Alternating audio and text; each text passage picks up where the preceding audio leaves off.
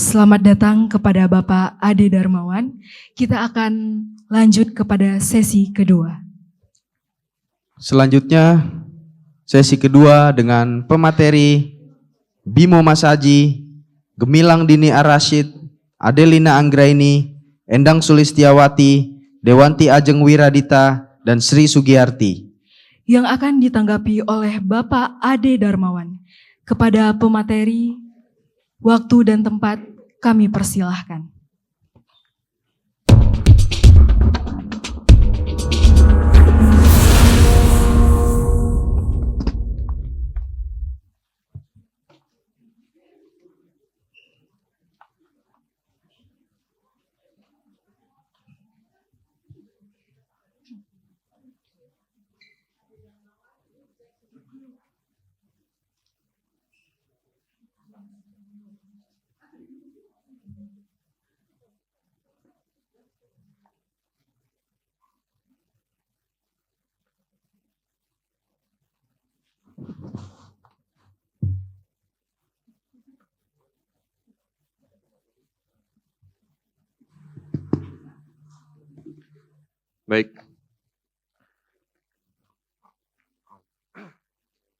Baik, Assalamualaikum warahmatullahi wabarakatuh. Selamat siang semuanya yang terhormat, Direktur Parsta Sarjana Mbak Nen, Wakil Direktur Mas Martin, ada yang terhormat juga Mbak Ubit, dan penanggap kali ini Mas Ade Darmawan, dan teman-teman semua yang mohon maaf saya tidak bisa sebutkan satu persatu. Baiklah, saya akan langsung saja mencoba menceritakan proses kreatif saya, proses riset saya dalam tesis kali ini yang berjudul Perancangan Identitas Visual Media Promosi Kota Tangerang Selatan. Jadi dalam perjalanan saya sebagai desain grafis, saya selalu ditanyakan, sebenarnya kenapa sih penting city branding ini penting, branding ini penting. Jadi ada 3 kutipan yang saya ambil. Yang pertama dari Supriyanto tahun 2020, mengatakan bahwa city branding merupakan proses membangun dan mempromosikan identitas suatu kota yang memiliki nilai jual di pasar internasional maupun domestik. Ada juga Hadi 2017 mengatakan strategi city branding ini adalah strategi penting dalam meningkatkan reputasi kota dan menarik berbagai pemangku kepentingan termasuk wisatawan, investor, dan juga masyarakat lokal. Yang ketiga ada Kusumawati mengatakan di Indonesia city branding ini mulai diterapkan sebagai bagian dari strategi pariwisata nasional, terutama untuk mengimbangi kompetisi global dan regional. Nah, tapi tidak semua kota di Indonesia memiliki strategi branding yang jelas, sehingga masih ada yang banyak tantangan juga yang harus dihadapi untuk menciptakan brand kota yang efektif. Kita jalan-jalan sedikit ke luar negeri, ke kota-kota yang sudah menerapkan identitas visual ini atau city branding ini. Yang pertama ada New York. New York ini teman-teman pasti familiar dengan logo I Love New York, di mana pada tahun 1977 New York ini mengalami krisis ekonomi yang di mana perekonomian di kota New York tidak stabil, maka pemerintah pada saat itu mengambil strategi city branding untuk memperkenalkan New York kepada orang-orang yang untuk menarik wisatawan dan investor masuk ke dalam ke New York. Kedua ada Berlin. Berlin menggunakan strategi city branding untuk keluar dari stigma negatif di mana mereka, masyarakat dan pemerintah Berlin ingin orang-orang mengenal Berlin itu bukan tembok Berlinnya atau sejarahnya Jerman pada saat itu. Maka strategi city branding ini dilakukan oleh pemerintah dengan kampanye Done with Walls. Jadi Berlin ini emang pengen keluar dari stigma negatif itu. Kemudian di Indonesia sebenarnya banyak. Ada beberapa kota yang sudah memakai strategi city branding ini untuk memperkenalkan kotanya. Salah satunya adalah Jakarta. Kenapa Jakarta? Karena kenapa Jakarta yang saya ambil di sini? Karena Jakarta adalah tetangganya Tangerang Selatan, di mana kota paling dekat, kota paling modern yang dirasakan adalah Jakarta. Jakarta ini dibuat pada tahun pada pemerintahan Pak Anies Baswedan pada saat itu, di mana dibuatkan Jakarta untuk memperkenalkan Jakarta adalah kotanya kolaborasi. Karena pada saat itu pemerintah merasa tidak bisa berjalan sendiri, pemerintah membutuhkan anak-anak muda, pemerintah membutuhkan orang-orang kreatif untuk membangun bersama kotanya. Nah, kalau ngomongin di luar, kita balik lagi ke Tangerang Selatan. Apa kabar Tangerang Selatan? Tangerang Selatan ini adalah kota otonom baru yang dimana Tangerang Selatan baru berdiri tahun 2008. Which is Tangerang Selatan baru berusia 16 tahun. Sebagai anak baru di Indonesia, Tangerang Selatan belum memiliki identitas. Tangerang Selatan belum memperkenalkan dirinya sebagai apa di Indonesia. Tangerang Selatan belum bisa memperkenalkan budayanya, kulturnya, atau makanannya, sesimpel bahasanya dan sebagainya macamnya. Karena Tangerang Selatan baru 16 tahun berjalan, Tangerang Selatan belum memiliki identitas visual yang jelas. Nah, kemudian saya ingin mencari tahu strategi pemerintah itu sebenarnya apa yang ingin dibangun di Tangerang Selatan. Pemerintah itu pengen arahnya kemana? Jadi ada visi misi di sini yang bisa saya tampilkan. Yang pertama visinya adalah terwujudnya Tangerang Selatan unggul menuju kota lestari, saling terkoneksi, efektif dan efisien. Ada beberapa misi pemerintah juga, pembangunan sumber daya manusia atau SDM yang unggul. Kedua, pembangunan infrastruktur yang saling terkoneksi, membangun kota yang lestari, meningkatkan ekonomi berbasis nilai tambah tinggi di sektor ekonomi kreatif, dan juga membangun birokrasi yang inklusif. Nah, dari situ saya turunlah ke lapangan, saya ketemu dengan tokoh, saya ketemu dengan desainer juga, saya ketemu dengan budayawan, saya ketemu dengan pelaku ekonomi kreatif, sedikit curhat-curhat, cerita-cerita tentang Tangerang Selatan kok banyak kurangnya gitu. Jadi Tangsel ini masih banyak yang mengeluh tentang Tangsel. Salah satunya yang bisa saya highlight adalah Tangsel ini tidak punya sumber daya alam. Jadi tidak ada pariwisata yang seperti di Bandung atau di Banten, Pandeglang, Anyer gitu-gitu tuh. Tangerang Selatan tidak ada. Tangerang Selatan tidak punya hutan, pantai, laut, gunung, atau sawah estetik seperti di Bali gitu ya. Nah, tidak ada kekuatan sumber daya alam itu, maka Tangerang Selatan harus mencari perspektif lain di mana mereka ingin memperkenalkan kotanya. Nah, dalam perjalanan saya masa iya sih nggak ada gitu kelebihannya atau hal-hal yang bisa diceritakan. Yang keluar dari interview saya saat itu, ada beberapa yang bisa saya highlight. Yang pertama ada lokasinya strategis, dekat dari mana-mana, infrastrukturnya udah modern karena dibantu dengan developer-developer yang udah lebih dulu membangun di Tangerang Selatan. Kemudian banyak tokohnya, ada artis, musisi, arsitek, ada aktor, sutradara dan lain sebagainya. Kemudian apa aja jadi duit di sana. Saya bisnis di sana bisa jalan, bisnis di sana banyak pembelinya. Jadi power buying-nya di sana juga oke. Kemudian lingkungan dan pariwisatanya oke. Di sini adalah lingkungan bertetangga, terus pariwisata yang dibuat, ada situ, ada river park, ada hutan kota dan sebagainya macamnya. Kemudian betah tinggal di sini rata-rata yang tinggal di Tangerang Selatan memang usianya sudah usia senior, di mana yang anak-anaknya atau generasi selanjutnya itu aktif untuk berkarya di luar. Kemudian toleransi agama dan berbudayanya tinggi, jadi Tangsel ini beruntungnya adalah multikultural, jadi semua orang diterima di Tangerang Selatan. Nah, untuk mengenal lebih dalam lagi Tangerang Selatan, saya membuat sebuah mind mapping, saya brainstorm lagi. Tapi dari seluruh brainstorm ini yang saya highlight adalah city brandingnya dan ekonomi kreatifnya. Karena memang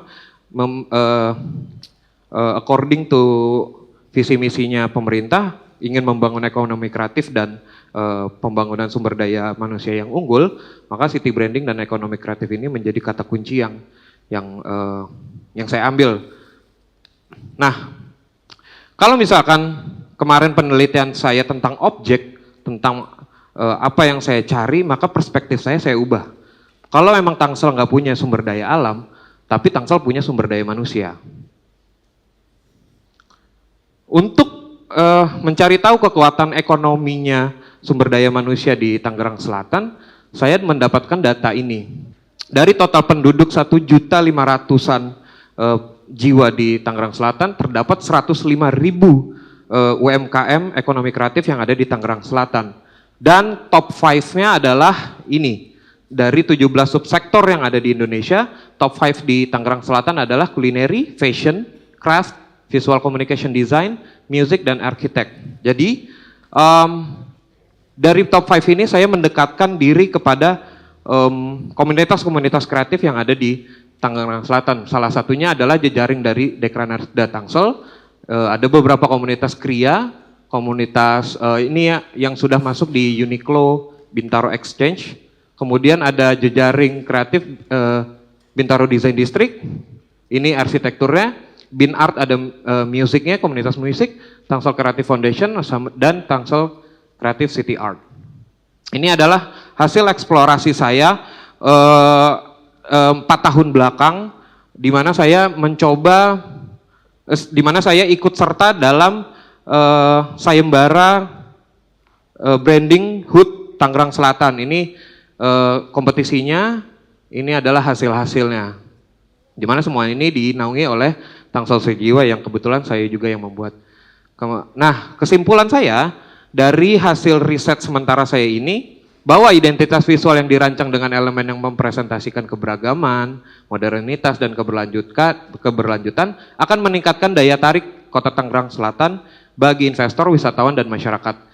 Kemudian ada juga adanya identitas visual terstandarisasi yang akan menciptakan persepsi yang lebih kuat mengenai Tangerang Selatan sebagai kota inovasi di tingkat regional dan nasional. Selanjutnya saya akan melakukan sketching, memulai untuk menggambar sebagai macam items dari branding itu sendiri. Sekian presentasi saya, semoga bisa menjelaskan lebih detail. Terima kasih. Selanjutnya yang akan menjelaskan, mempresentasikan adalah teman saya Gemilang. Silakan.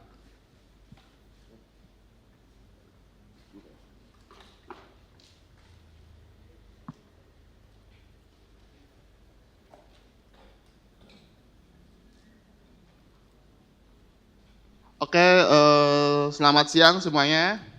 Oke, perkenalkan saya Gemilang Dini Rashid. Terima kasih Mbak Nan, Bu Sonya, Mbak Winda, Mbak Yola, dan Bapak juga. Oke, saya mau memperkenalkan dulu background saya ya. Mungkin agak unik di sini ya.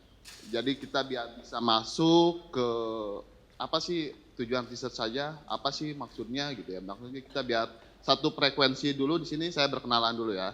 Saya Gemilang Dini Rashid, saya sampai sekarang masih profesional di bidang perfilman.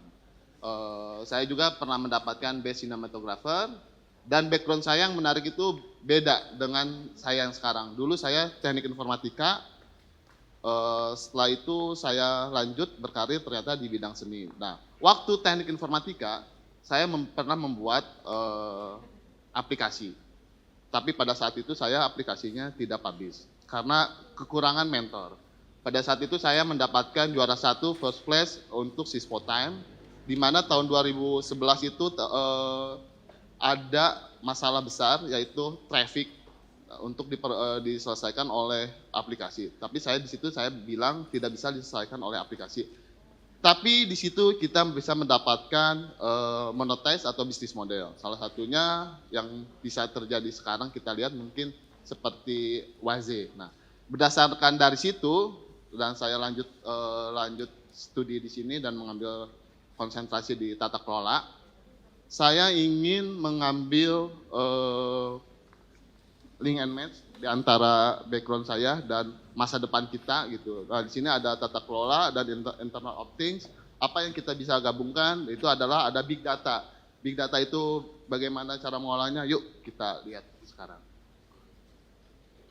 Oke, nah ini judulnya. Efektivitas aplikasi job search pada pelaku seni di Jakarta. Apa sih job search? Mungkin kita udah pernah tahu ya di antara kita ya, salah satunya Fiverr, LinkedIn dan sebagainya. Nah, ini yang saya tertarik di sini. Di mana tata kelola itu menurut pandangan saya pribadi kan itu manage apa yang di manage, how to, bagaimana. Nah, sekarang ada platform atau dengan basis Internet of Things itu menjadi solusi. Oke. Nah, penelitiannya mengeksplorasi efektivitas platform. Jadi yang saya teliti ini, riset ini, efektivitas dari si pengguna platform dan si platformnya itu sendiri. Ya, berharap nanti outputnya di next-nya kita nggak kecolongan. Pada saat regulasi. Pada saat regulasi seperti dulu kan Gojek, itu salah satu aplikasi untuk bagaimana how to make the easy kita transportasi. Nah, dan di situ kan dulu pernah gondok-gondokan antara ojek pangkalan dengan operator. Nah, di situ karena pemerintah itu masih 8 langkah atau 10 langkah di belakang, belum tahu next-nya mau apa nih. Nah, saya mencoba riset ini, mungkin outputnya nanti bisa jadi masukan ke para pembuat pemangku regulasi. Bagaimana sih mengolah data ini? Ada banyak data, ada banyak peminat, ada banyak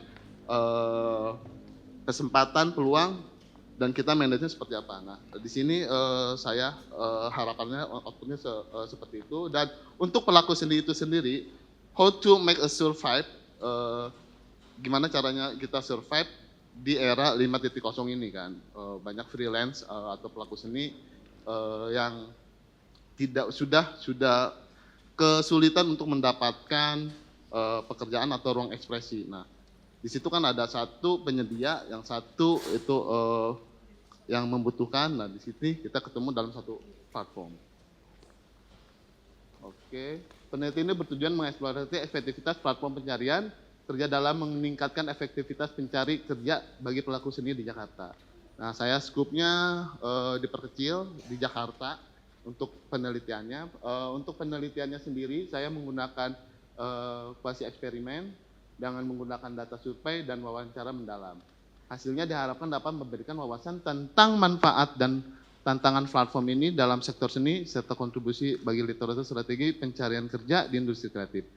Penelitian ini memberikan rekomendasi bagi praktis, bagi penyedia platform juga, dan pengembang kebijakan untuk mendukung adopsi teknologi di industri kreatif yang tadi saya sampaikan. Nah, problem statement, yang itu kan sebetulnya ada masalah ya, di mana kita mencari pekerjaan, di mana orang yang membutuhkan pelaku seni itu juga kesulitan. Nah, ada solve problem mungkin dari 2015-2012 itu kita sudah dekat dengan internet atau gadget juga. Permasalahannya itu bisa diselesaikan oleh Internet of Things ini dengan aplikasi platform. Permasalahan job search bagi pelaku seni Jakarta mencakup terbatasnya peluang kerja, informasi persaingan ketat, keterbatasan, kurangnya dukungan dan kebijakan. Platform pencarian kerja bisa membantu, namun masih dibutuhkan dukungan serta keterampilan tambahan bagi pelaku seni untuk memanfaatkan secara optimal. Di sini mungkin masih ambigu ya, masuk ke pemikiran saya, di mana banyak yang dijajakan di platform itu, notabene atau database-nya misalkan banyak.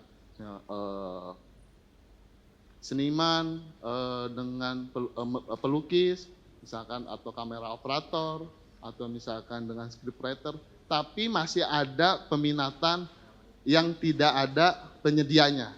Contohnya misalkan teman saya banyak di sini yang seperti tadi, siapa itu Dimas, itu kan tentang kerajinan seni yang ada di Jakarta. Untuk mencarinya, untuk ngoling dia sebagai jadi pentas di acara sesuatu itu kan sulit. Nah, itu bisa dijadikan sesuatu, oh ternyata ada peminat tapi penyedianya tidak ada. Nah, itu jadi masukan. Jadi tidak semua porsinya harus ke seni musik atau misalkan band, tapi ada juga pelaku seni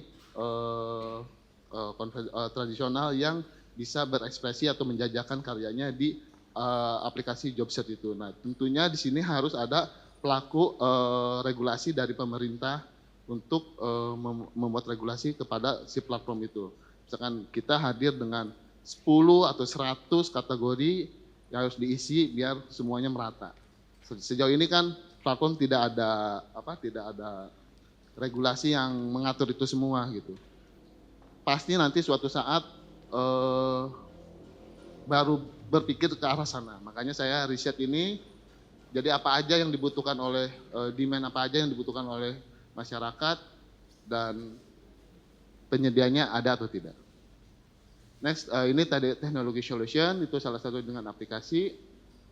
Nah, tujuannya mengukur efektivitas aplikasi, menilai dampak aplikasi dalam perluas akses dan kualitas peluang kerja pelaku seni, mengidentifikasi hambatan dan kebutuhan, menggali kendala yang dihadapi pelaku seni dan kebutuhan khusus dalam menggunakan aplikasi, memberikan rekomendasi pengembangan, menyusun rekomendasi untuk meningkatkan aplikasi agar lebih sesuai dengan kebutuhan sektor. Oke, kita balik lagi ya, masih ada waktu, mungkin saya manfaatkan. Jadi di sini mungkin kalau present untuk ke investor itu kita harus ujung-ujungnya monetize ya. Jadi tata kelola di sini, manage ini, saya ingin memanage big data yang kita punya khususnya di Indonesia atau di Jakarta untuk outputnya yang lebih tepat. Ke arah mana, apa yang dibutuhkannya, pasarnya di mana, tidak hanya pasarnya hanya di Jakarta, tapi penyediaannya di Jakarta, pasarnya itu bisa worldwide. Karena dengan internet of things, karena internet of things itu tidak by sektor regional, tapi kita bisa akses around the world.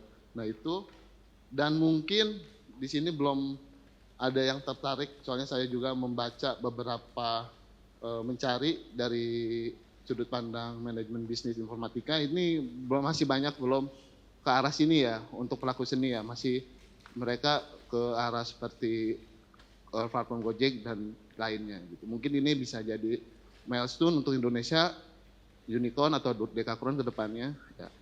Cukup sekian, terima kasih. Assalamualaikum warahmatullahi wabarakatuh. Saya juga butuh tanggapan dari teman-teman, dari penanggap, dari Mbak Ubit, Mbak Nan, dan yang lainnya. Langsung aja. Ya maksudnya, oke misalnya, ini saya mau buang waktu, masih ada 10 detik lagi gitu ya. Oke, terima kasih semuanya. 5, 4, 3, 2, 1. Nextnya Mbak Adel.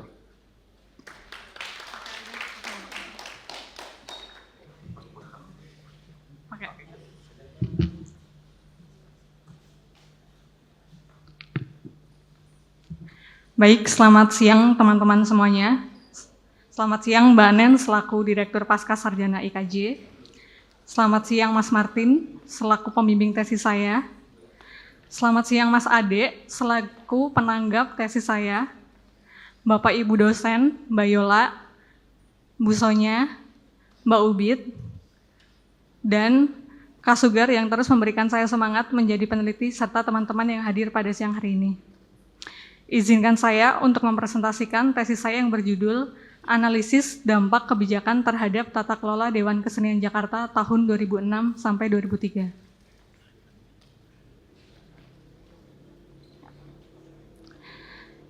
Dewan Kesenian Jakarta adalah mitra strategis Gubernur Jakarta yang dibentuk oleh masyarakat seniman di Jakarta serta dikukuhkan oleh Gubernur Ali Sadikin pada tahun 1968.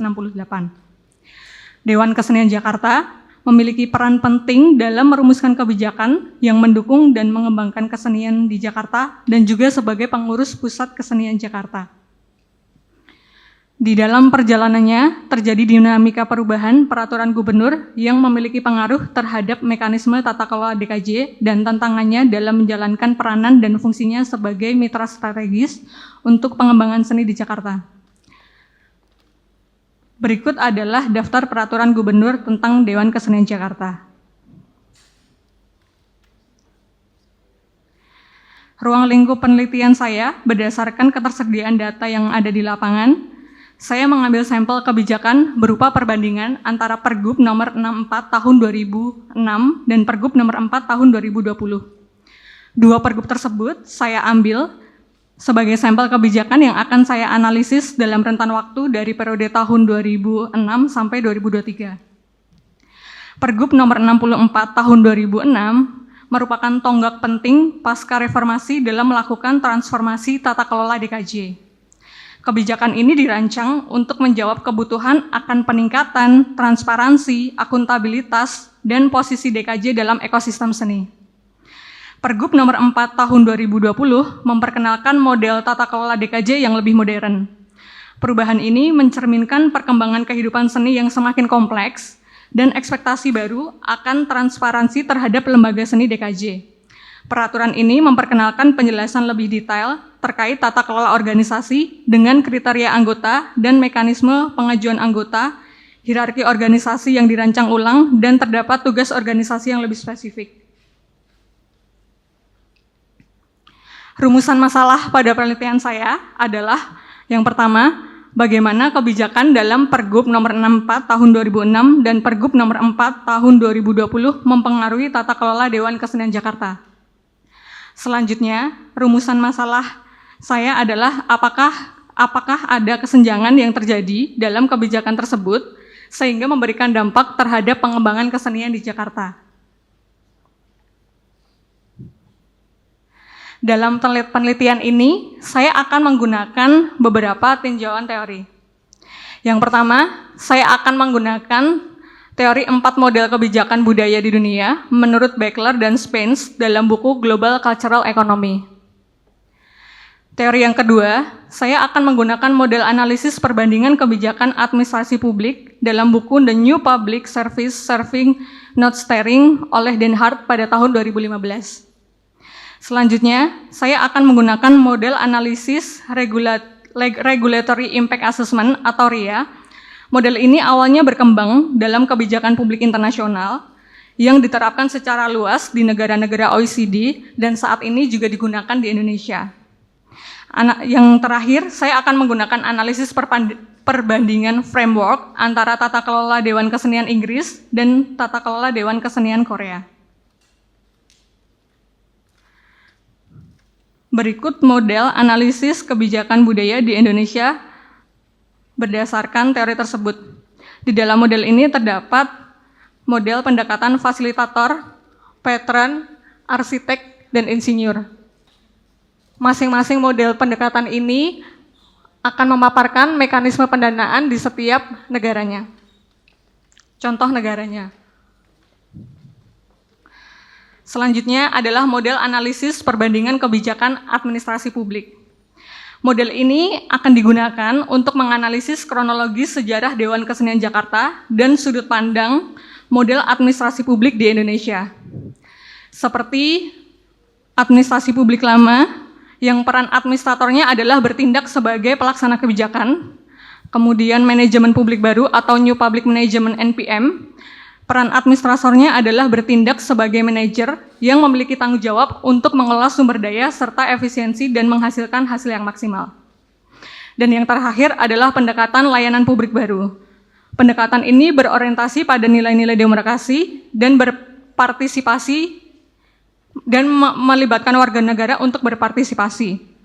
Peran administrator di dalam model ini berperan sebagai fasilitator, kolaborator, dan pelayan masyarakat. Tujuan dari pendekatan ini untuk memperkuat demokrasi dan menciptakan nilai-nilai publik bersama.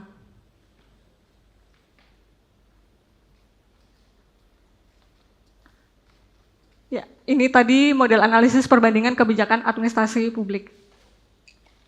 Selanjutnya, model analisis Regulatory Impact Assessment atau RIA. Model RIA ini adalah metode analisis proses sistematis untuk mengevaluasi potensi dampak suatu kebijakan, peraturan atau regulasi yang diterapkan. Komponen utama RIA meliputi identifikasi masalah, identifikasi tujuan, identifikasi alternatif kebijakan, analisis biaya dan manfaat dari setiap alternatif, pengawasan dan evaluasi terhadap implementasi regulasi, keterlibatan pemangku kepentingan untuk memastikan partisipasi yang luas, serta pencatatan atau penulisan laporan RIA. Yang terakhir, saya menggunakan analisis framework tata kelola Dewan Kesenian Inggris dan Dewan Kesenian Korea. Di tata kelola Dewan Kesenian Inggris, saya menggunakan model manajemen tata kelola pada tahun 2016 sampai 2020. Model ini bertujuan untuk menentukan kerangka operasional dan akuntabilitas spesifik antara Dewan Kesenian Inggris dan Departemen Kebudayaan, Media, dan Olahraga atau DCMS. Pada Dewan Kesenian Korea, saya mengambil dari analisis annual report Dewan Kesenian Korea dengan mengkategorikan dan menyesuaikan komponen model tata kelola dari Dewan Kesenian Inggris dan Dewan Kesenian Jakarta. Metode penelitian saya adalah saya menggunakan metode penelitian kualitatif. Di sini saya akan menggunakan tinjauan pustaka dan literatur melalui buku, jurnal, proceeding mengenai analisis kebijakan Dewan Kesenian Dunia untuk menemukan research gap dalam model kebijakan dan tata kelola Dewan Kesenian Jakarta. Yang kedua, saya akan menggunakan analisis dokumen. Dokumen yang saya teliti adalah dokumen legislatif berupa kerangka kebijakan kebudayaan nasional dan provinsi. Selain itu, saya juga akan meneliti dokumen arsip berupa statuta, katalog program, maupun laporan tahunan Dewan Kesenian Jakarta. Terakhir, saya akan menggunakan wawancara. Di wawancara ini, di metode ini, saya akan mewawancarai anggota DKJ sesuai periode dari tahun 2006 sampai 2003, pemerintah daerah, seniman, serta komunitas seni. Berikut implementasi sederhana analisis model kebijakan budaya di Indonesia. Berdasarkan hasil perbandingan antara Pergub nomor 64 tahun 2006 dan Pergub nomor 4 tahun 2020, model tersebut mencerminkan model patron dengan model delegasi peran DKJ sebagai mitra strategis sehingga mengurangi campur tangan politik langsung ke dalam ekosistem seni.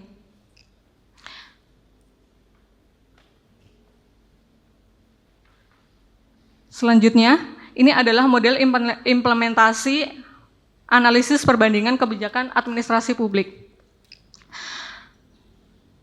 Administrasi tersebut masih berupa matriks yang harus saya ekstrak sehingga yang disajikan ke depannya datanya dapat lebih terperinci dan dapat lebih sederhana. Berikut adalah implementasi analisis awal menggunakan metode Regulatory Impact Assessment atau RIA pada Pergub 64 tahun 2006.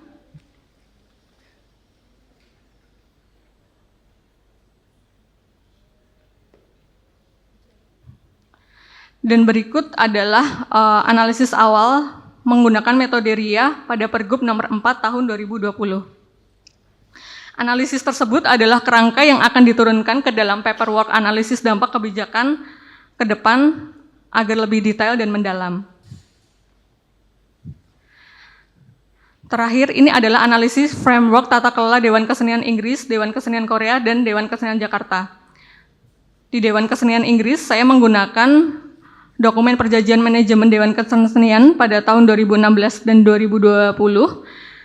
Di Dewan Kesenian Korea, saya mengambil dari annual report tahun 2019, dan di Dewan Kesenian Jakarta, saya mengambil sumber dari analisis laporan dan wawancara dengan DKJ periode 2006 sampai 2023.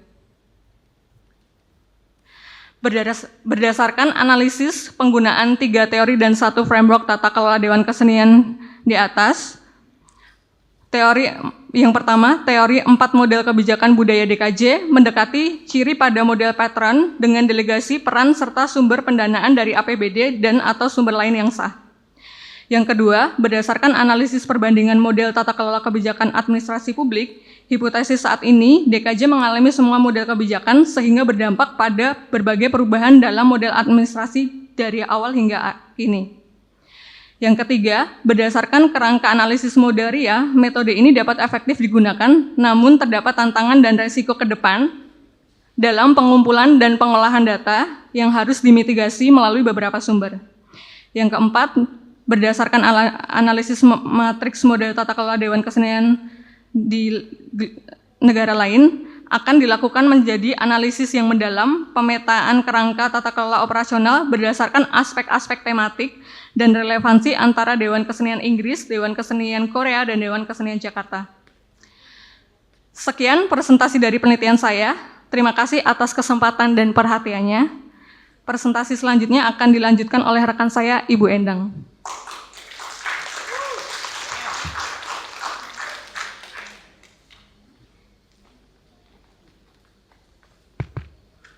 Selamat siang semuanya, hadirin yang ada di ruangan ini, Mas Ade dan Mbak Nen, Mbak Ubi, dan dosen-dosen semua.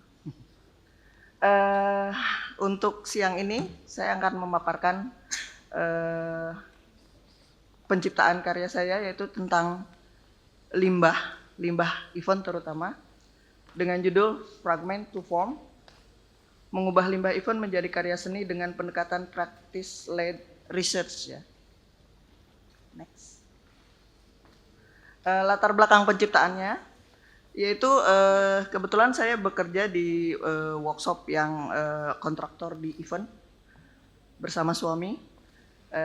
Di depan saya selalu setelah event itu selalu ada limbah bertumpuk, dan yang paling saya sering temukan itu limbah triplek bekas, besi-besi, kaleng-kaleng cat, dan yang hal-hal seperti itu. Dan itu yang paling menarik itu kayu-kayu triplek yang kecil-kecil itu menarik perhatian saya. Biasanya kalau tidak terlalu menumpuk kita bakar. Tapi berhubung saya sekolah di sini, saya tertarik untuk mengolah limbah-limbah tersebut. Saya lihat di lapangan, maksudnya dari limbah itu sepertinya seru kalau dibuat jadi karya seni ya. Next, Mas. Rumusan masalahnya. Bagaimana menciptakan karya seni yang estetis dari limbah event tersebut? Apa saja metode dan teknik yang efektif dalam mengolah limbah menjadi karya seni? Bagaimana karya ini dapat memberikan pesan lingkungan yang kuat kepada masyarakat? Itu untuk idealnya ya. Next. Tujuan penciptaan karya ini untuk mengunggah limbah event menjadi karya seni yang memiliki nilai estetis dan pesan lingkungan. Keduanya menerapkan metode practice-led research untuk mengeksplorasi material dan teknis. Yang ketiga, menginspirasi masyarakat untuk lebih peduli terhadap limbah dan seni berkelanjutan. Next. Saya menggunakan beberapa kajian teori. Ini masih permukaan sih teorinya, mungkin bisa akan saya riset lebih dalam lagi ya. Yaitu seni berkelanjutan atau sustainable art. Seni berkelanjutan adalah bentuk seni yang menggunakan material ramah lingkungan atau limbah untuk menciptakan karya yang estetis dan memiliki pesan lingkungan. Yang kedua itu upcycling art. Proses kreatif mengubah limbah atau barang bekas menjadi produk baru yang memiliki kualitas dan nilai lebih tinggi. Yang ketiganya, practice-led research. Pendekatan penciptaan karya berbasis praktek di mana proses kekaryaan menjadi pusat penelitian. Jadi setiap kekaryaan yang saya buat itu yang akan saya tuliskan day by day, step by step-nya. Seniman atau saya sendiri, bukan seniman sih, pekerja seni, mengeksplorasi material, teknik, dan konsep melalui eksperimen yang berkelanjutan. Next. Konsepnya, rencananya, eksplorasi material yang sudah dilakukan, eksperimen langsung terhadap kayu triplek, sisa banner, brosur, dan kaleng-kaleng cat bekas. Konsep karya difokuskan kepada pengolahan limbah menjadi elemen visual yang menarik. Yang keduanya, transformasi makna. Mengubah limbah menjadi karya seni bertujuan untuk mengubah persepsi masyarakat terhadap barang-barang bekas yang sering dianggap tidak bernilai. Next. Proses berkarya, metode yang digunakan yaitu eksperimen material, uji coba terhadap limbah event untuk memahami karakteristik material. Yang keduanya, pembuatan sketsa. Saya membuat beberapa sketsa untuk kemudian diaplikasikan menjadi karya dari limbah-limbah tersebut. Pengolahan dan penyusunan material, jadi menggunakan teknik potong, rekat, cat ulang, dan menyusun dari ke atas, ke bawah, ke samping, dan seterusnya untuk membentuk karya. Yang nomor 4, jadi setelah terjadi bentukan itu biasanya saya evaluasi dari saya pribadi atau saya konsultasi dengan beberapa teman, rekan, atau orang-orang yang saya anggap bisa akan menilai karya tersebut. Next. Beberapa referensi seniman ya, teman-teman bisa lihat di situ. Tita Ruby, Ima Dewianta, Tisna Sanjaya. Tita Ruby itu seniman yang dikenal dengan karya-karya daur ulang dari material bekas. Karyanya sering membawa pesan sosial dan lingkungan. Ima Dewianta, seniman kontemporer yang menggunakan berbagai media termasuk limbah dalam karyanya untuk menyampaikan pesan tentang isu sosial dan lingkungan. Tisna Sanjaya, teman-teman mungkin tahu, seniman dari Bandung, menggabungkan seni rupa dengan aktivisme sosial dan lingkungan. Karyanya seringkali menggunakan limbah sebagai media utama. Next. Ini contoh karya, dua karya ini yang saya lihat langsung di lapangan. Satu karya seniman Malang, Tommy Tamtama, berupa koper lama yang dijadikan barang baru, menggunakan selotip dan gulungan selotipnya. Kalau saya menilainya, versi saya itu menjadi seperti messenger ya, jadi hal baru gitu ya. Dia mempresentasikan tentang pengiriman barang dan seterusnya, itu seperti logonya FedEx. Yang kedua dari seniman teman saya sendiri, Mas Adrian, dia mengubah koran bekas menjadi bentuk tokoh dunia lain itu. Next. Penutup, closing. Jadi ini teman-teman, saya masih dalam proses berkarya, belum final. Jadi limbah event yang diolah nanti menjadi karya seni yang estetis dan bermakna mulai pendekatan practice led research. Jadi saya akan nanti berkarya dan pelan-pelan mencatat semua kegiatannya. Terus proses penciptaan karya ini tidak hanya menghasilkan produk seni, tetapi juga menciptakan pemahaman baru tentang seni berkelanjutan. Karya seni dari limbah dapat menjadi media komunikasi yang efektif dalam menyampaikan pesan lingkungan kepada masyarakat. Next. Segitu saja, terima kasih banyak. Selanjutnya Mbak Ajeng, Mbak Dita, silakan.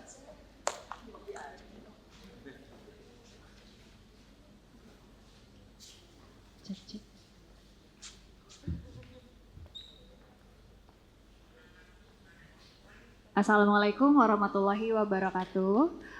Selamat pagi menjelang siang kepada yang saya hormati Direktur Pasca Sarjana IKJ, Bu Nan, penanggap di sesi ini Pak Ade Darmawan, dan dosen-dosen yang saya hormati ada Mbak Ubit, Bu Sondak, Bu Yola, Mas Martin, dan juga Mbak Binda. Oke, baik. Pertama-tama perkenalkan, nama saya Dita. Sedikit perkenalan, background pendidikan saya sebelumnya, saya lulusan dari psikologi, dan dari awal berkarir hingga kini saya ada di bidang kepenulisan, mulai dari menjadi jurnalis, copywriter, iklan, dan juga terakhir menjadi sebagai UX writer atau user experience writer. Nanti saya jelaskan sedikit tentang bidang user experience ini. Penelitian saya di sini, saya secara pribadi punya ketertarikan minat terhadap museum. Saya tadinya adalah rutin menjadi pengunjung museum dan galeri seni sebagai hiburan tadinya, tapi karena saya tertarik sehingga saya mulai menjajaki menjadi peneliti di bidang museum. Untuk itulah saya memilih mengambil langkah bersekolah untuk mengeksplorasi peluang riset dan karir di bidang ini. Baik, progres riset saya akan saya ceritakan. Tema sejauh ini yang saya ambil adalah saya menyoroti pengalaman pengunjung Museum Nasional Indonesia ditinjau dari model Museum Exhibition User Experience. Pada penelitian ini, saya mengambil studi kasus di sebuah pameran temporer yang bertemakan pemulihan pasca kebakaran menabur negara menyiram api. Saya ceritakan sedikit latar belakangnya. Baik, yang pertama saya mulai dari apa itu user experience. Jadi ini adalah konsep yang diinisiasi oleh seorang doktor matematika yang terjun ke industri teknologi, namanya Don Norman di tahun 1988. Perusahaan pertamanya waktu itu dikenal dengan nama Apple. Dia yang mengusung konsep user-centered design, di mana menempatkan user atau pengguna itu sebagai inti atau jantungnya dari bagaimana sebuah produk dirancang, seperti itu. Kemudian prinsip dari user experience sendiri yang tokoh lain menyebutkan, pertama esensi dari sebuah produk itu adalah berkaitan dengan usability-nya, baru kemudian mencakup hal-hal yang bersifat estetik atau nilai tambah dari produk tersebut. Seperti itu. Nah, saat saya beberapa kali mendatangi museum atau galeri, saya merasa saat berada di dalamnya, mengakses, melihat, atau beberapa museum dan galeri bisa memperbolehkan menyentuh koleksi.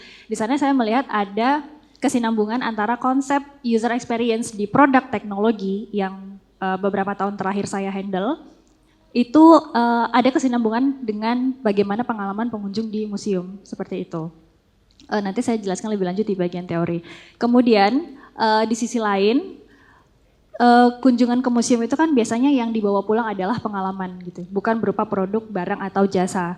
Sehingga ini juga yang sebenarnya menjadi sebuah tren yang disebut dengan experience economy.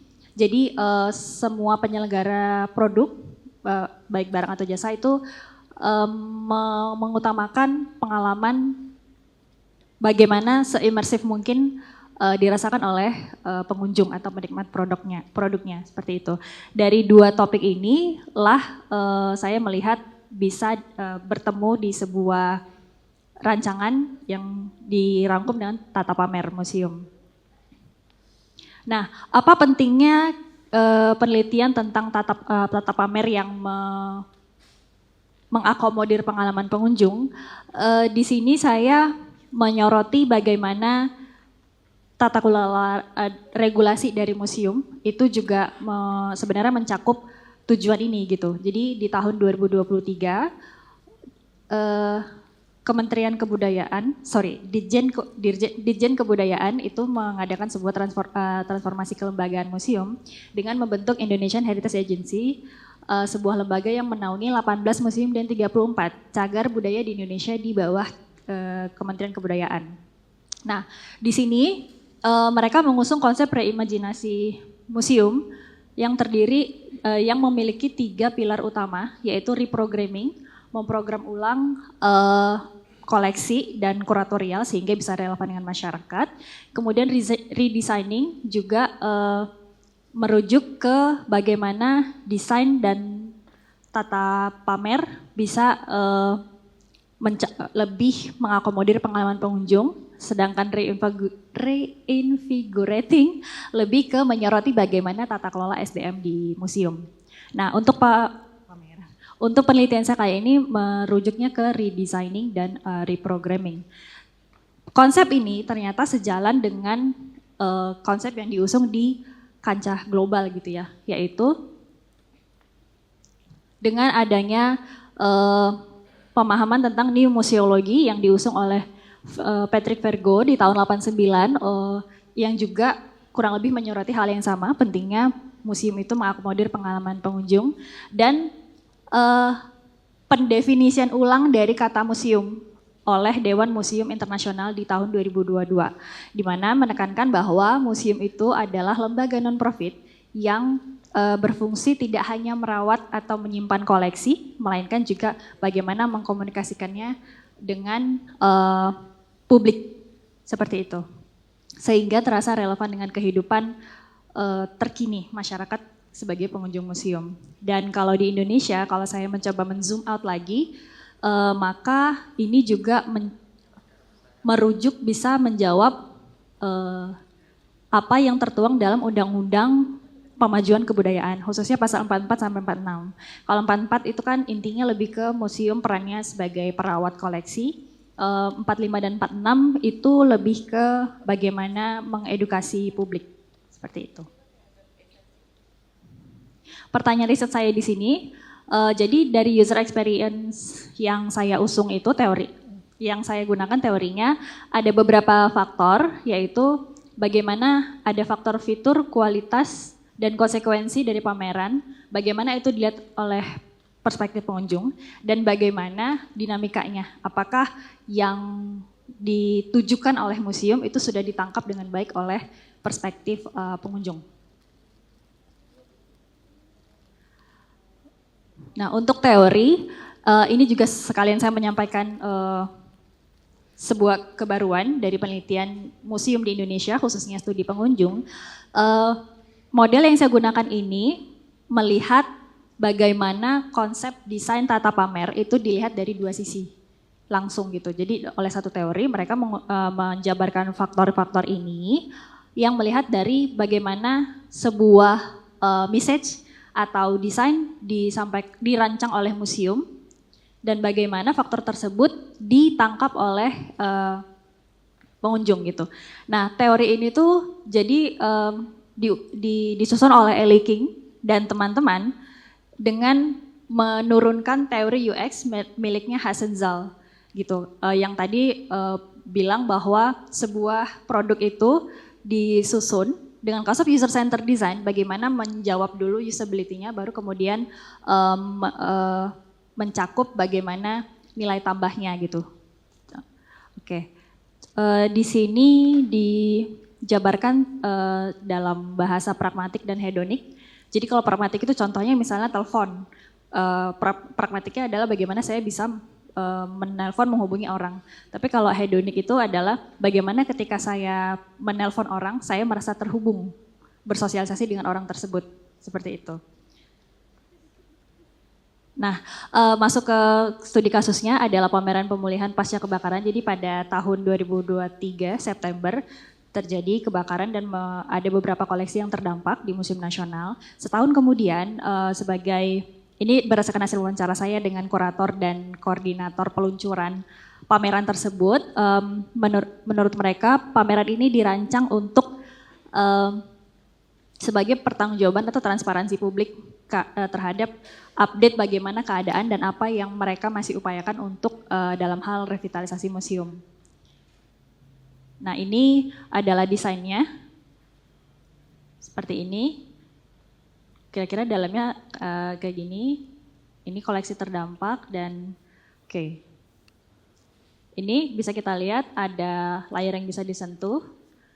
Ini juga, ini adalah gambar mereka yang bertugas dan akuntabel dalam case ini. Nah, dan yang ini tuh ada ruang yang masih terisi puing-puing, di framing begitu. Oke. Nah, saya mengambil juga contoh benchmark dari kasus serupa di Museum Bahari. Ini juga koleksinya ditampilkan langsung tapi tidak dalam vitrin dan sejenisnya. Terus yang kedua adalah di Gereja Notre Dame di Paris. Dan pamerannya 5 tahun kemudian. Metode dan analisisnya, saya percepat aja. Di interview saya dapatkan konteks seperti ini. Jadi bagaimana pengalaman sebelumnya dari beberapa pengunjung juga mempengaruhi ya untuk bagaimana mereka memberikan perspektif di kunjungan mereka kali ini. Ini salah satu tools yang saya gunakan untuk partisipan itu bisa mendefinisikan emosinya. Ini saya pilih karena dia memiliki emosi yang bernama boredom atau kebosanan. Sebenarnya wheel of emotion yang lain banyak tapi tidak ada yang mencantumkan ini gitu.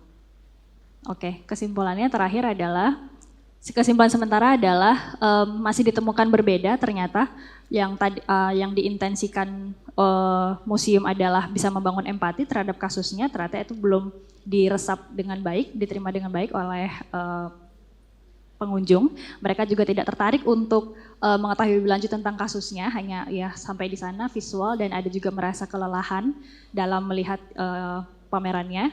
Kemudian yang berprogres selanjutnya adalah saya mau mengeksplorasi 2 hal. Yang pertama adalah mau mendalami lagi konsep tentang tata pamer, bagaimana iterasi yang ada di produk digital, apakah itu relevan ketika diterapkan di UX tata pamer. Yang kedua adalah mau melihat lagi bagaimana korelasi dengan kultur kita yang belum terbiasa memegang koleksi, masih takut gitu. Kalau kultur itu masih berkembang, bagaimana selanjutnya membahas interaksi dan UX itu sendiri. Baik, sekian dari saya. Selanjutnya disampaikan oleh teman saya Mbak Sugi.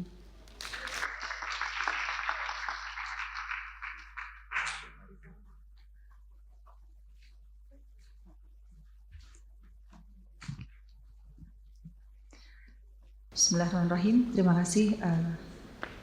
Selamat siang semuanya untuk Mbak Nen, terutama Mas Ade, kemudian Mas Martin, Mbak Iola, kemudian Mbak Winda dan dosen-dosen serta teman-teman semuanya. Izinkan pada kesempatan hari ini saya mencoba mempresentasikan rencana tesis saya yang berjudul Manajemen Pemasaran Kesenian Topeng Bekasi Sanggar Sinar Seli Asih sebagai aset budaya Kota Bekasi. Next. Latar belakang masalahnya yang pertama bahwa pengertian kesenian topeng Bekasi. Kesenian topeng Bekasi adalah teater rakyat Betawi yang hidup dan berkembang di wilayah Bekasi, terdiri dari unsur tari, musik, lakon atau drama dengan menggunakan bahasa Melayu pinggiran atau bahasa Betawi ora. Kemudian yang kedua, permasalahan yang dihadapi Sanggar Sinar Seli Asih saat ini adalah upaya untuk melestarikan seni topeng Bekasi. Itu yang pertama berkaitan dengan promosi, kemudian yang kedua penurunan jumlah siswa yang belajar topeng Bekasi di Sanggar Sinar Seli Asih, kemudian keterbatasan sumber daya manusia yang mengolah bidang pemasaran, kemudian yang terakhir adalah dana. Next. Kemudian tujuan penelitiannya yang pertama menganalisis dan merumuskan strategi pemasaran yang efektif untuk meningkatkan kesadaran masyarakat terhadap seni topeng Bekasi. Kemudian yang kedua, mengidentifikasi tantangan yang dihadapi Sanggar dalam mempromosikan seni topeng dan memberikan rekomendasi untuk keberlanjutan serta pertumbuhannya. Next. Kemudian rumusan masalahnya, bagaimana strategi pemasaran yang efektif dapat diterapkan di Sanggar Sinar Seli Asih untuk meningkatkan kesadaran masyarakat tentang seni topeng Bekasi sebagai aset budaya Kota Bekasi. Next. Kemudian untuk landasan teorinya, dalam penelitian ini nanti saya akan menggunakan 3 teori. Yang pertama, teori dari manajemen pemasaran STP meliputi segmentasi, target pasar, posisi pasar dari teorinya Kotler. Kemudian yang kedua, manajemen pemasaran seni pertunjukan dari M. Jazuli. Kemudian yang ketiga, pemasaran era digital atau dari Kotler, kemudian Hermawan Kertajasa dan Iwan Setiawan. Kemudian ini untuk tambahan informasi berkaitan dengan pembaharuan. Yang pertama, saya dari kajian-kajian sebelumnya yang saya baca bahwa sebagian besar mereka mengkaji strategi pemasaran yang sudah dijalankan oleh sanggar seni tersebut. Kemudian dalam penelitian saya sekarang ini, saya mencoba untuk membuat strategi pemasaran untuk Sanggar Sinar Seli Asih. Kemudian yang kedua, saya menggunakan manajemen pemasaran seni pertunjukan dari M. Jazuli karena yang selama ini saya baca sebagian besar menggunakan teori dari Kotler untuk manajemen pemasarannya. Kemudian yang ketiga, pemanfaatan dari teori Kotler untuk digital marketing itu terutama nanti untuk data yang saya ambil nanti untuk analisis tentang strategi pemasaran yang efektif berdasarkan dari audiens. Kemudian yang kedua juga nanti saya akan melihat jangkauan promosi yang kami lakukan sejauh mana, karena salah satu hal yang nanti akan kami lakukan adalah mencoba untuk memperkenalkan seni topeng Bekasi ke masyarakat yang lebih luas lagi. Next. Kemudian konsep STP, yang pertama segmentasi, itu pasar seni topeng Bekasi dibagi berdasarkan demografi, geografi, psikografi, dan perilaku. Misalnya audien berdasarkan usia, tempat tinggal, kemudian minat budaya tradisi, atau perilaku pada saat menonton seni. Next. Kemudian yang kedua targeting, itu memilih segmen pasar yang akan menjadi fokus pemasaran. Misalnya siswa SD, SMP, SMA atau SMK, kemudian guru seni budaya, kemudian masyarakat Bekasi atau masyarakat di luar Bekasi baik secara offline maupun online. Next. Kemudian positioning itu menempatkan posisi seni topeng Bekasi di pasar dengan fokus pada nilai budaya yang tinggi dan menjadikan Sanggar sebagai pusat pelestarian seni tradisi yang berkualitas. Next. Kemudian manajemen pemasaran seni pertunjukan dari M. Jazuli. Yang pertama kebijakan pemasaran itu berkaitan dengan riset pasar, analisis kondisi lingkungan itu meliputi politik, ekonomi, sosial, teknologi, serta pentingnya integrasi dengan sektor lain seperti pariwisata. Kemudian yang kedua kondisi penonton, menyesuaikan harga tiket dengan daya beli penonton dan menjaga kualitas pertunjukan untuk mempertahankan minat penonton. Next. Kemudian yang ketiga kondisi pesaing, mengidentifikasi pesaing baik dari segi sejenis maupun alternatif hiburan lainnya. Kemudian yang keempat, saluran distribusi itu berfungsi untuk memasarkan seni topeng Bekasi, baik melalui pertunjukan langsung, event budaya, dan platform digital seperti media sosial dan website. Next. Kemudian yang kelima, unsur pemasaran, ini berkaitan dengan produk seni, kemudian harga, kemudian tempat distribusi penyaluran, kemudian promosi itu meliputi pertunjukan atau tanggapan, event budaya, kemudian promosi di Sanggar Sinar Seli Asih sendiri, kemudian promosi melalui media sosial ataupun platform digital. Next. Kemudian pemasaran era digital ini mengintegrasikan media digital, kemudian pemanfaatan baik Instagram, TikTok, YouTube, dan website untuk mempromosikan seni topeng Bekasi. Kemudian penggunaan data dan analitik ini mengumpulkan, menganalisis, dan memahami pola perilaku audiens untuk menyusun strategi pemasaran yang lebih efektif berdasarkan kebutuhan audiens. Next.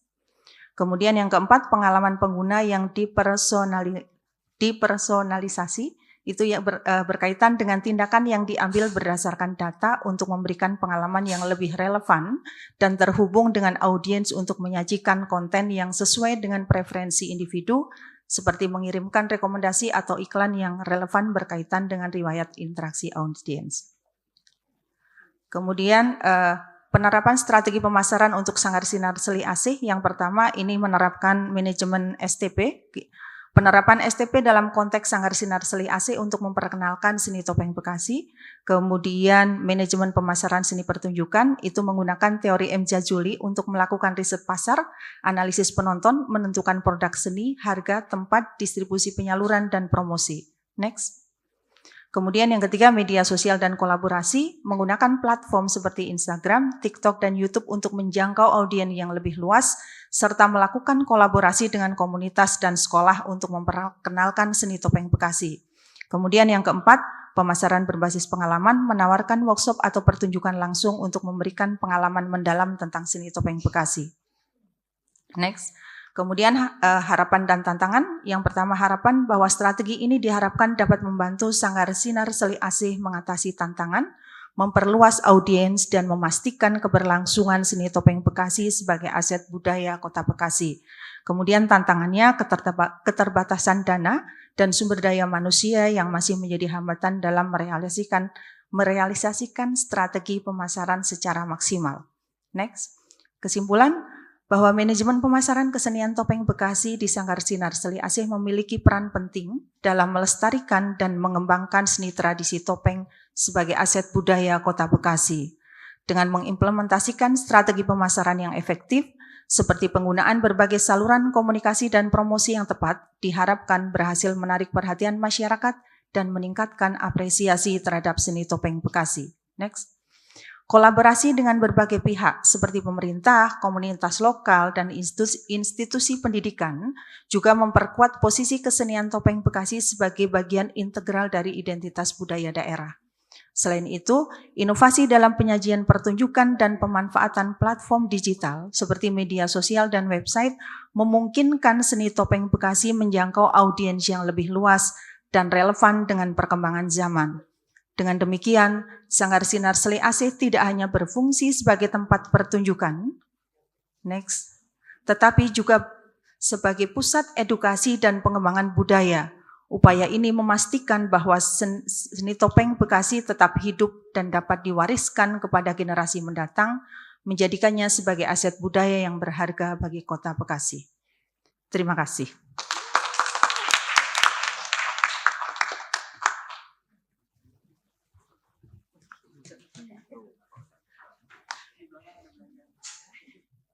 Terima kasih kepada pemateri yang telah memaparkan materinya. Selanjutnya kami persilahkan kepada Bapak Ade Darmawan untuk naik ke atas panggung seraya menanggapi paparan materi pada sesi kedua ini.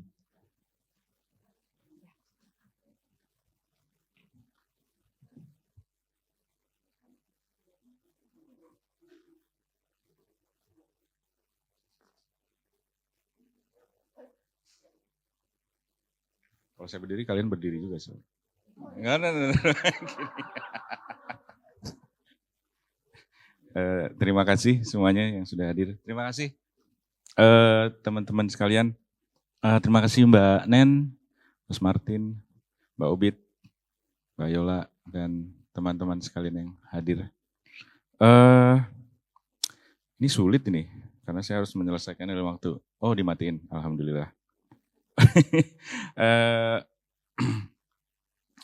Terima kasih juga udah mengirimkan materi sebelumnya. Saya akan coba ke satu-satu dulu sebelum ke umum ya. Saya coret-coret dan problemnya adalah ketika saya menulis, begitu saya baca lagi saya nggak bisa baca.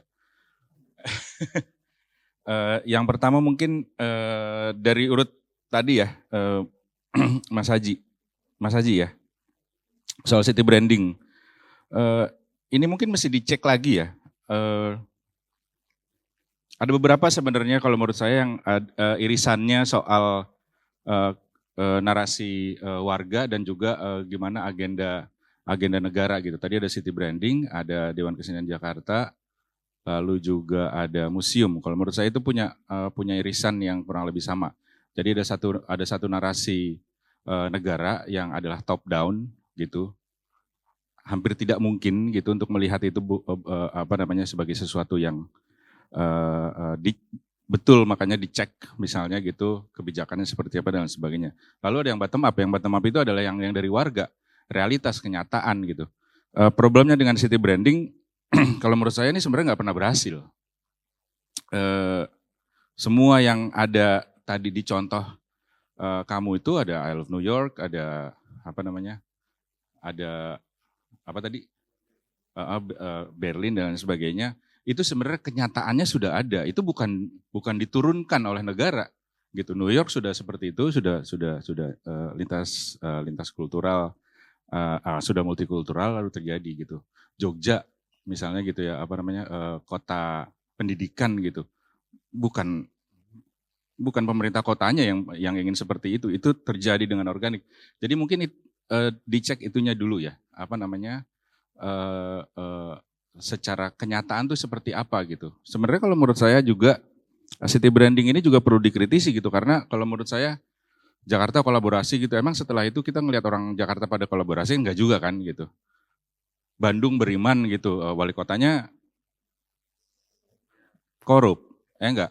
Jadi ini apa sih sebenarnya gitu? Makhluk apa nih city branding ini gitu? Apa jangan-jangan cuma bisa-bisanya agensi periklanan aja gitu, dan pastinya ini bukan mungkin ini pasti gitu untuk mengada-adakan itu gitu, karena sama sekali nggak ada hubungannya sebenarnya sama kenyataan gitu. Jadi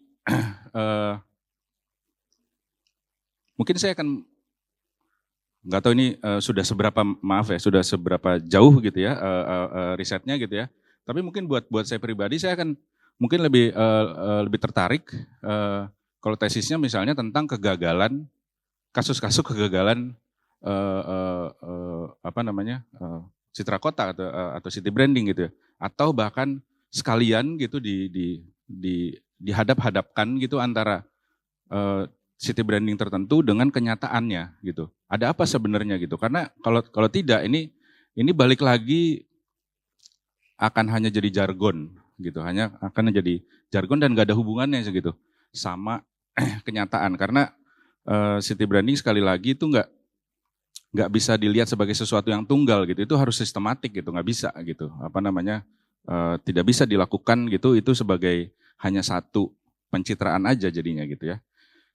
Kalau menurut aku itu ya, kalau dari yang problem city branding gitu, jadi mungkin lebih didorong soal criticality-nya gitu. Dan ini bisa jadi jebakan juga gitu, karena jebakan ini kalau kepleset nggak jadi pasar sarjana, jadi S1 nih. Yang berikutnya yang gemilang ya, job search ya, ini sangat menarik juga. Kalau saya mungkin nambahin problem ya. Tugas saya di sini nambahin problem soalnya. Bukan nanggapin. Yang pertama sebenarnya soal mungkin bisa nggak sih juga diperbandingkan gitu atau dilihat juga dengan job search ini kan sesuatu yang direct ya, bahwa ada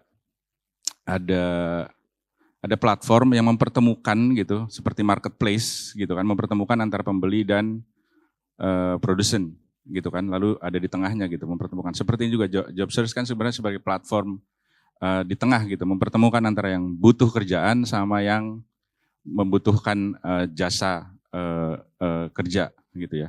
Dan ini mungkin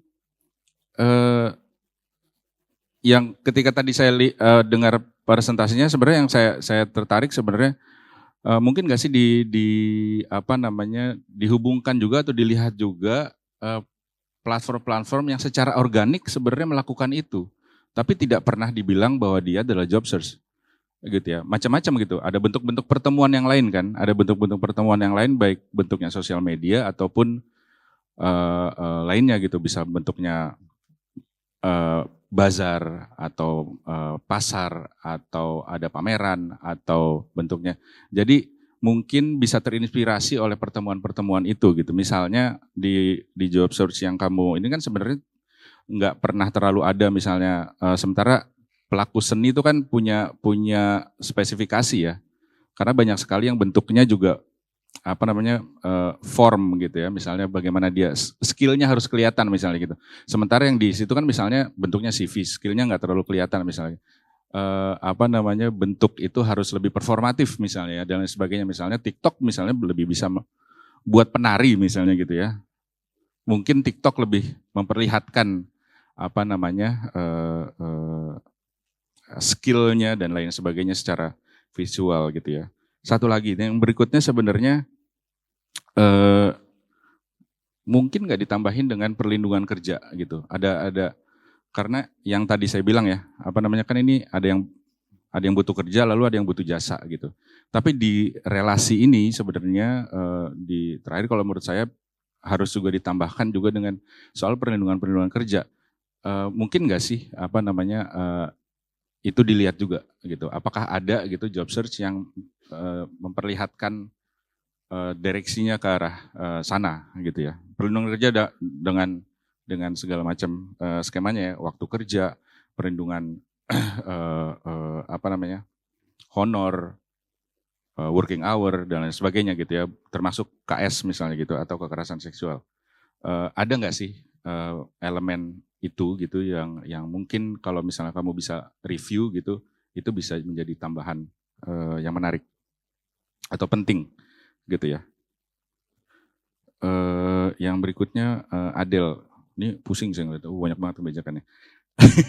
Menarik, terima kasih udah membongkar itu dalam konteks kebijakan ya. Saya mau nambahin aja sebenarnya soal mungkin nggak sih dibongkar juga relasi kuasanya, relasi kuasa dari kebijakan-kebijakan itu, gitu. Relasi kuasa dari kebijakan-kebijakan itu. Ketika kebijakannya berubah, lalu relasi kuasanya atau peta kuasanya akan berubah atau tidak gitu, karena itu akan mempengaruhi juga kerja-kerja kelolanya gitu. Yang berikutnya adalah relasi pendanaannya sama relasi ruangnya gitu, karena berbeda mungkin dengan Dewan Kesenian yang lain. Saya nggak tahu, saya nggak pernah ketemu Dewan Kesenian Inggris. Otoritas mereka terhadap ruang dan pendanaan ini kan juga sesuatu yang penting ya. Kalau tadi mau dikomparasi gitu, itu ada perubahan apa gitu dari 2006 sampai 2020 sekian gitu. Lalu ada perubahan apa gitu? Saya membayangkan kalau misalnya ada peta itu akan kita bisa ngelihat gitu peta relasi kuasanya seperti apa gitu. Itu satu. Yang berikutnya adalah mungkin bagaimana perubahan juga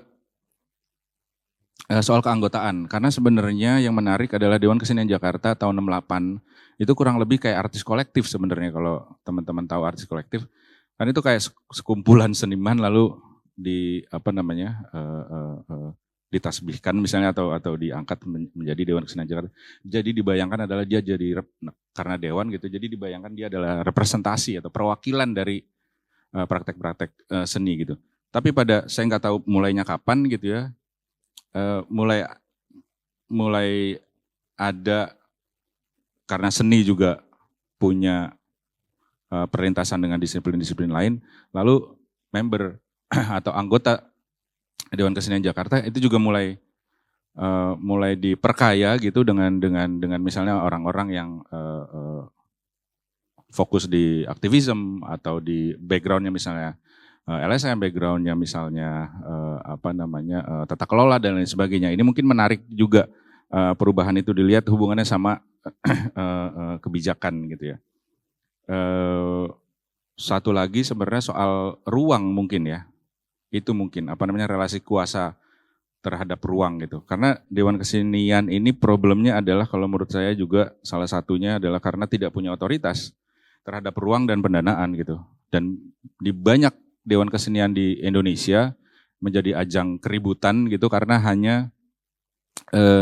karena tidak mempunyai tiga itu gitu. Kalau harusnya gitu ya, yang dibayangkan adalah ketika sebuah Dewan Kesenian dia punya otoritas atau punya kuasa terhadap ruang, terhadap estetika, dan terhadap pendanaan gitu. Tapi kalau tiga-tiganya tidak dimiliki kuasa itu, lalu otoritasnya sebenarnya nggak ada juga gitu. Jadi akhirnya ribut untuk hal yang tidak ada sebenarnya. Yang berikutnya Mbak Endang. Nah ini menarik banget sebenarnya ya, karena ini udah cukup lama sebenarnya soal karya seni berbasis atau yang menggunakan limbah gitu ya.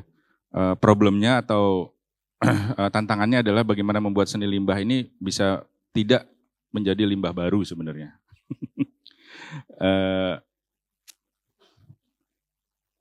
Dari pengalaman saya paling tidak salah satu upayanya adalah ketika material itu tidak dilihat sebagai material yang netral sebenarnya. Tapi dia harus dilihat dilihat sejarah bendanya gitu. Maksudnya sampah saya akan beda dengan sampahnya Prabowo gitu. Jadi kalau ada seniman membuat karya dari mengorek-ngorek sampahnya rumahnya Prabowo, itu punya rumah nggak ya? Punya lah ya kira-kira. Rumahnya Prabowo gitu, itu akan beda gitu. Bukan hanya secara material, tapi secara narasi itu akan berubah kan. Secara narasi akan berubah. Karena sejarah bendanya beda, gitu. Jadi satu-satunya yang tadi disebut sebenarnya mengubah makna gitu, tapi bisa ditambah dengan ya itu ya diubah narasinya gitu ya, diubah narasinya gitu.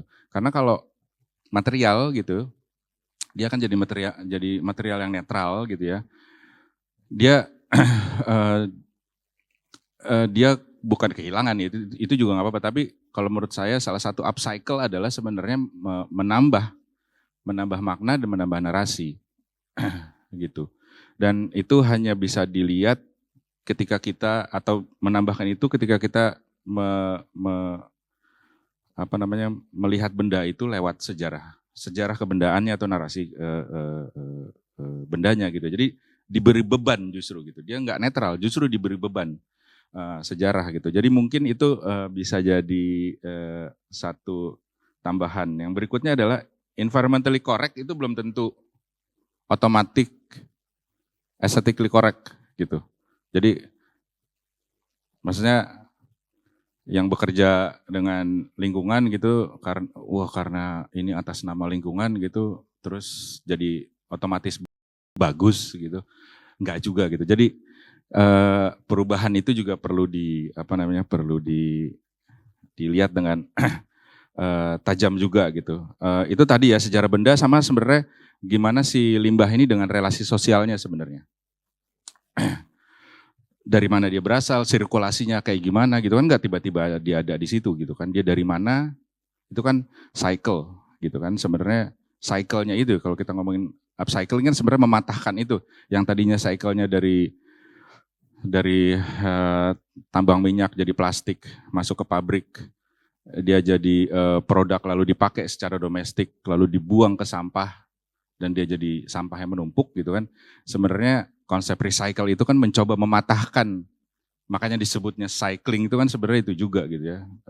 Cycle-nya itu recycle atau di upcycling itu sebenarnya kan konsep itu gitu. Jadi dipetain mungkin nggak cuma sejarahnya tapi juga si siklus si bendanya ini dilihat juga. Misalnya tadi triplek misalnya gitu ya, itu dari mana sih gitu ya. Lalu dipatahkan atau di up-nya kayak gimana gitu ya. Ya itu. Oh ya, satu lagi. Mungkin ditajemin juga fokusnya kayak misalnya tadi ya. Ruang dan waktunya gitu ya. Yang tadi saya bilang ini hubungannya sama sejarah benda. Ditajemin si ruang dan waktunya misalnya gitu ya. Triplek tahun sekarang sama triplek 20 tahun yang lalu gitu, itu punya sejarah dan narasi yang berbeda gitu ya. Jadi bisa di cluster sebenarnya, difokusin juga misalnya gitu.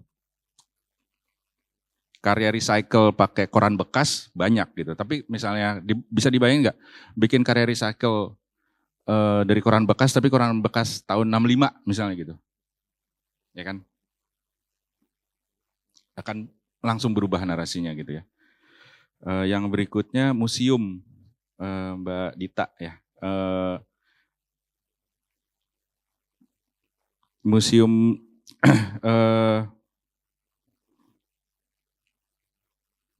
kita tuh sebenarnya nggak punya tradisi museum ya kan? Gitu. Tradisi museum kita itu museum kita sebagai sebuah pengalaman itu sebenarnya selalu pengalaman masa kecil. Jadi kalau kebanyakan orang Indonesia ditanya pernah nggak ke museum, pasti jawabannya pernah. Kapan? Dulu gitu ya. Jadi museum tuh pengalaman masa kecil sebenarnya gitu. Waktu SD, waktu SMP gitu kita bareng-bareng gerombolan segrup gitu diajak sama sekolah gitu ya. Jadi memang kita nggak punya tradisi untuk melihat atau mengalami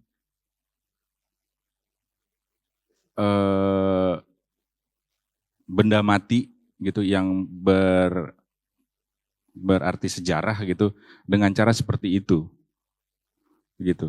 Itu mungkin problem awalnya gitu ya. Kalau saya jadi desainernya itu mungkin saya harus meriset bagaimana sih sebenarnya, ini mungkin nambahin juga ya. Pertanyaannya itu tadi saya keluar adalah bagaimana sih kita sekarang gitu melihat ingatan gitu. Karena museum kan sebenarnya soal itu. Museum itu adalah ingatan yang di preserve. Sekali lagi ini juga soal negara, ingatan yang ingin dijaga oleh negara gitu ya, khususnya untuk diteruskan ke warganya gitu, bahwa sejarah bangsa kalian ini itu seperti ini. Itu satu versi gitu, versi negara gitu. Museum kan versi juga, versi story atau versi cerita dari satu kuasa yang dimiliki gitu loh. Itu mungkin yang bisa di problematize di situ ya. Mungkin bisa juga, mungkin nggak sih di riset sebenarnya tadi kalau ngomongin experience gitu ya. Tadi yang di riset experience, mungkin nggak sih di riset juga orang kita tuh sebenarnya terhadap ingatan tuh seperti apa ya gitu, terutama ingatan yang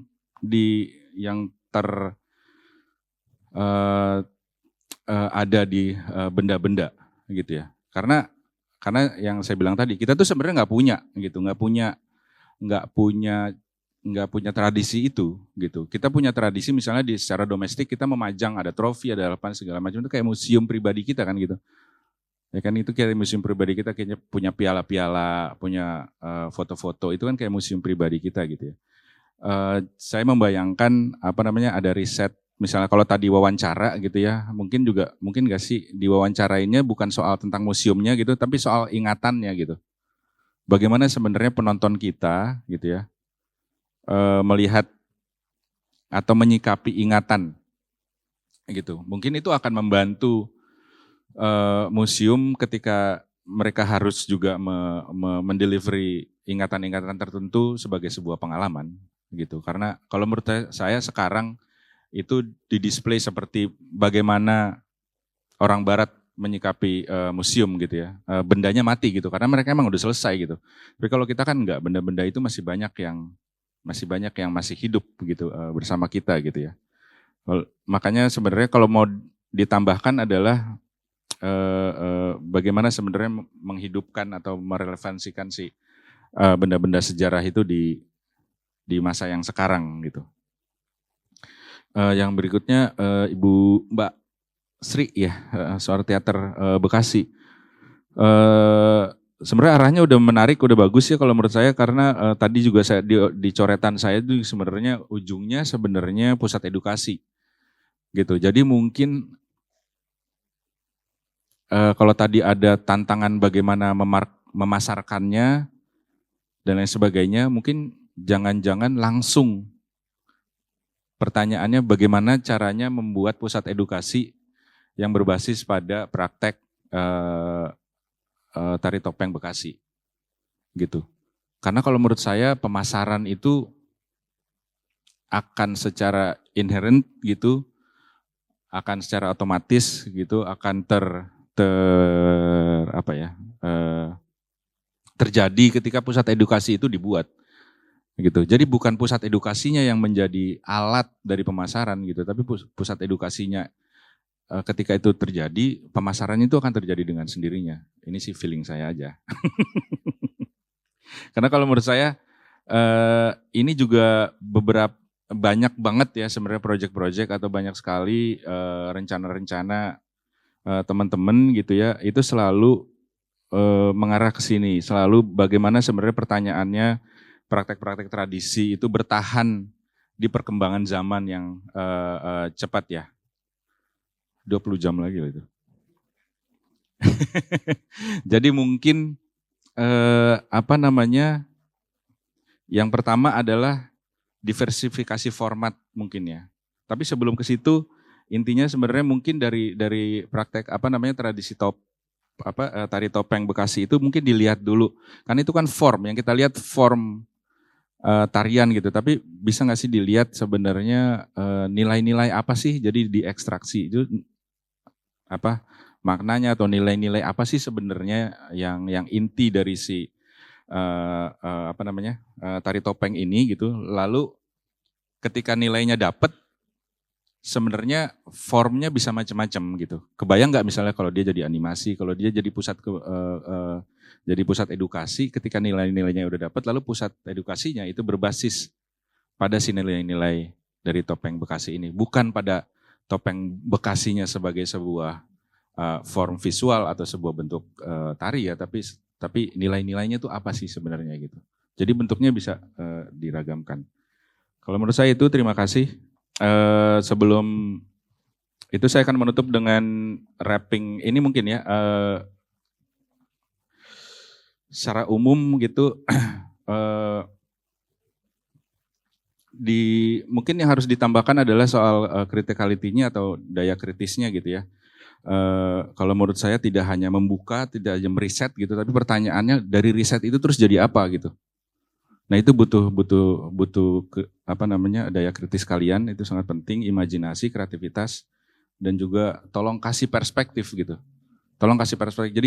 Jadi kalian tuh bukan peneliti tuh bukan atau seniman tuh bukan orang yang netral, buka aja terus nih gitu. Enggak gitu. Jurnalis aja enggak akan netral juga gitu. Pilih, kasih perspektif gitu, kasih perspektif, diradikalisasi gitu. Jakarta tuh radikal banget gitu, jadi jangan bikin yang aman ya. Kalau menurut saya masih kadang-kadang kalau ngelihat dari presentasi, dari judul-judul atau dari ini, kalau menurut saya masih playing safe ya. Jadi diradikalisasi, mesti didorong lagi dengan daya kritis dan imajinasi teman-teman. Semoga membantu. Terima kasih.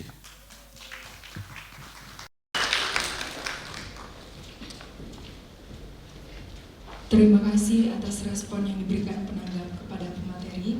Berikutnya sesi foto bersama sekaligus penyerahan simbolis yang akan diberikan kepada Ibu Ubit. Kepada Ibu Ubit dipersilakan untuk naik ke atas panggung.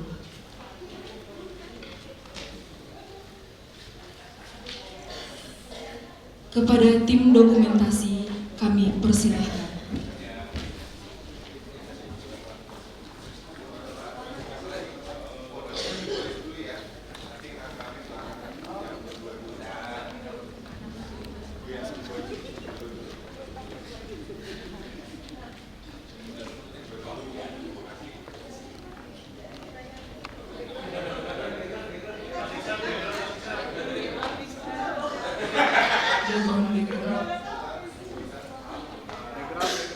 Backgroundnya mas.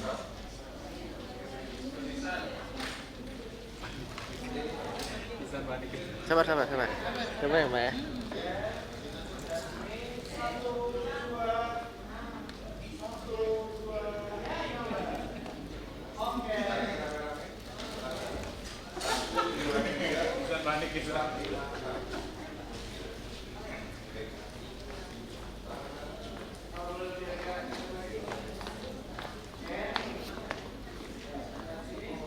Aman.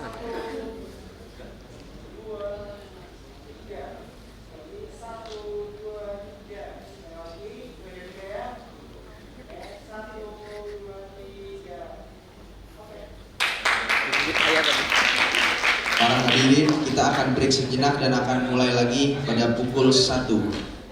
Diharapkan kepada para hadirin untuk berada kembali di auditorium sebelum jam 1 siang. Terima kasih.